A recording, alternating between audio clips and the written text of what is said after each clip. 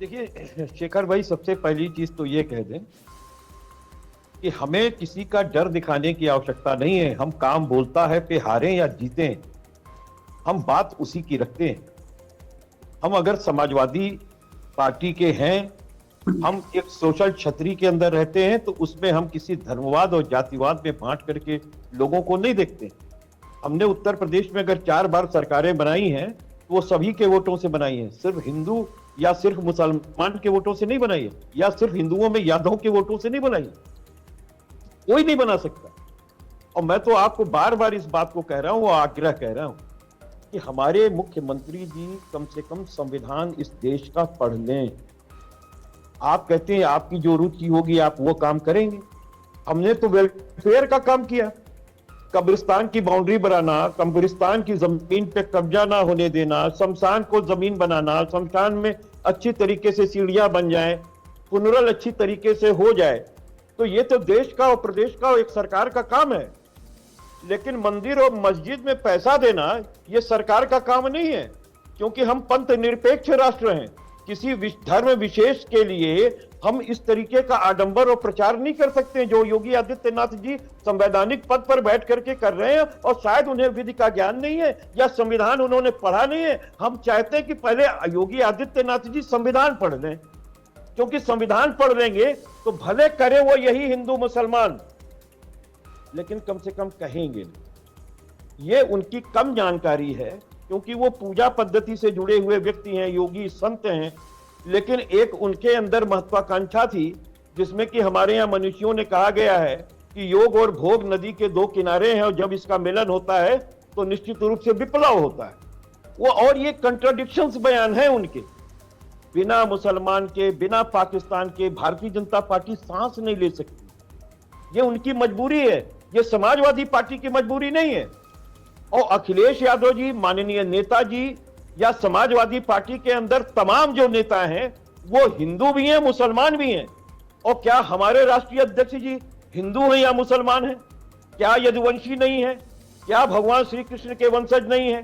क्या चंद्रोदय मंदिर उन्होंने वृंदावन में नहीं बनवाया? क्या इस समय जो शैव मंदिर हमारा बन रहा है इटावा में, वो आपने नहीं देखा?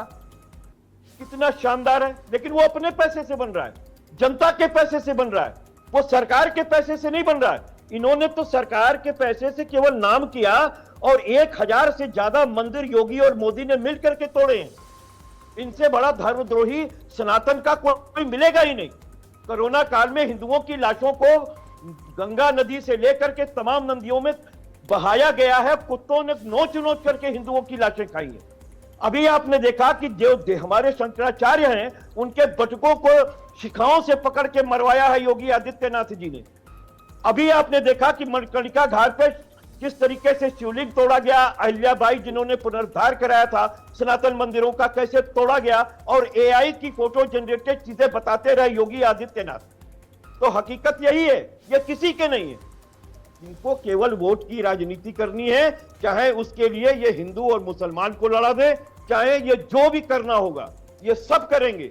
बस विकास का काम नहीं करेंगे, विकास की बात नहीं करेंगे। लखनऊ में पूछ दूंगा कि कौन सा प्रोजेक्ट आपने एक कदम आगे बढ़ाया, लखनऊ के विकास में कौन सा नया आपने नदी घाटी परियोजना लगा दी। आप तो जो हम लोगों ने करके आए तो उस पर भी कुंडली मार के बैठ गए। आपने जो है कैंसर हॉस्पिटल भी अटल जी के नाम से कर दिया, इकाना स्टेडियम जो हम लोग ने बनाया वो आपने अटल जी के नाम से कर दिया। आपने नया क्यों नहीं किया? मेट्रो स्टेशन आप एक स्टेशन आगे नहीं ले जा पाए, मेदांता आप नहीं लाए, लुलु मॉल आपके समय का नहीं, 2013-2014 के अंदर हम लोगों ने दिया उसका प्रोजेक्ट। तो आपको कहने का मतलब जितने दुग्ध उत्पादन थे उत्तर प्रदेश के अंदर वो समाजवादी पार्टी की देन है। तो जो इंडस्ट्रियलिस्ट हमारे समय में आए, इनके समय में 90 लाख रुपए का एएमयू सिग्नेचर हुआ, और पृथ्वी पर 1,20,000 करोड़ का एएमयू जो है वो संकल्पित हो सका है। क्यों आखिर भागते हैं? योगी आदित्यनाथ जी को विकास पर बात करनी चाहिए। जो बेरोजगारी दर बढ़ गई है, जो हम लोग हमारे युवा जो हैं वो मोदी जी के जन्मदिन पे जो है वो बकायदा। ठीक है कपिल जी, आपने अपनी बात रखी है, जवाब देना चाहिए। ठीक है, अब हम देना चाहिए कि संजय जी के पास चलेंगे। क्यों कर दिए इन्होंने? श्रम विभाग पे क्यों ताला लगा दिया? आपके आरोपों का जवाब लेते हैं, अब संजय जी के पास चलेंगे। अब थोड़ा सा आप विश्राम करें, अपनी वाणी को विराम दें, आप भी सांस ले लें।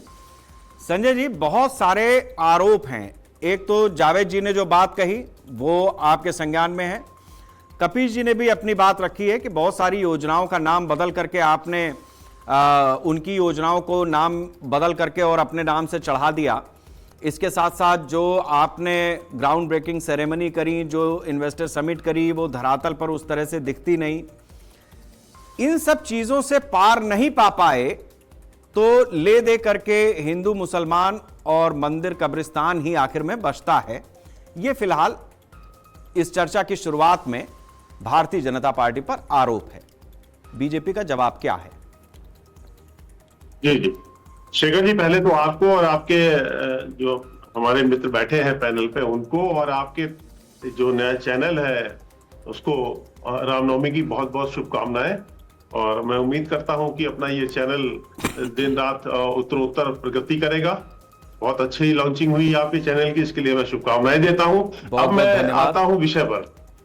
पहले, क्योंकि बहुत बड़ा विषय है शेखर जी, मैं अपने जो मुस्लिम स्कॉलर हैं उनकी बात करता हूं। इन्होंने एक बड़ी बात कह दी कि मुसलमान आना चाहता है, डरता है। देखिए, यही इनका खेल है। मुसलमान, ये लड़ाई जो है आइडियोलॉजिकल लड़ाई है देश के अंदर। वो आइडियोलॉजी जिसने कहा था कि हम हिंदुओं के साथ नहीं रह सकते, हमारा मजहब, दीन, खाना पीना, प्रेयर, ये सब अलग है, हम नहीं रह सकते, पाकिस्तान मांग लिया। दुर्भाग्य से जिन लोगों ने वोट दिया उनको रोक लिया भारत के अंदर।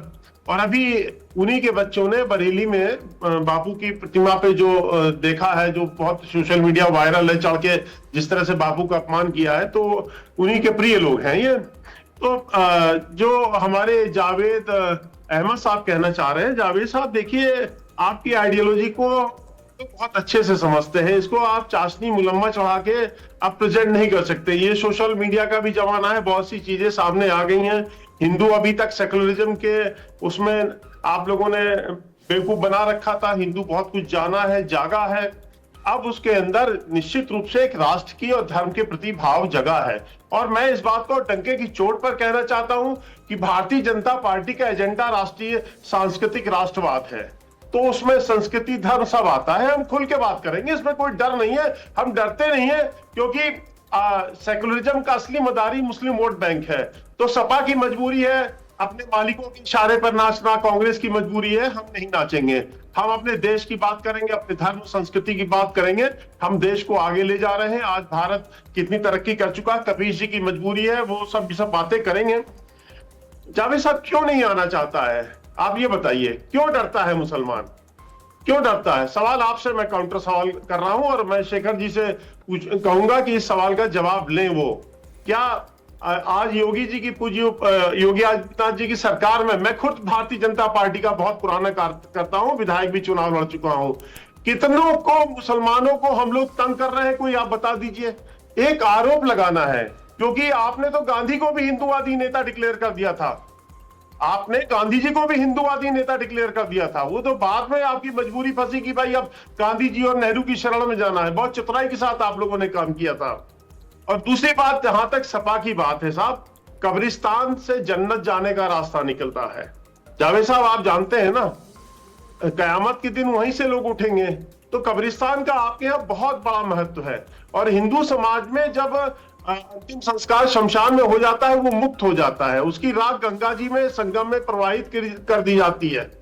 तो शमशान का अपनी जगह महत्व है, कब्रिस्तान का आपके दीन में बहुत बड़ा महत्व है, बहुत बड़ा महत्व, क्योंकि कयामत के दिन जब धरती, सूरज, चांद सब नष्ट होंगे, उस दिन आप लोग सब उसी कब्र से, शरीर से निकल के जन्नत में जाएंगे, ऐसी आपकी यहाँ मान्यता है।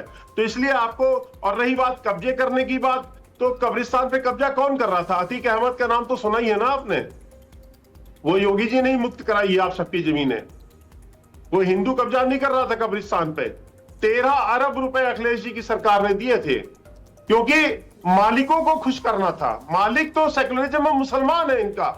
और मैं शेखर जी अपनी बात कह के समाप्त करूंगा। 2 उदाहरण दे रहा हूं, कपीश भाई को बहुत अच्छी तरह समझ में आ रहा है ये डरे क्यों हैं। अभी कर्नाटक में चुनाव हुआ था, तो मुसलमान सेकुलरिज्म के नाम पे 2 पार्टियों में जाता था, कांग्रेस और जेडीएस।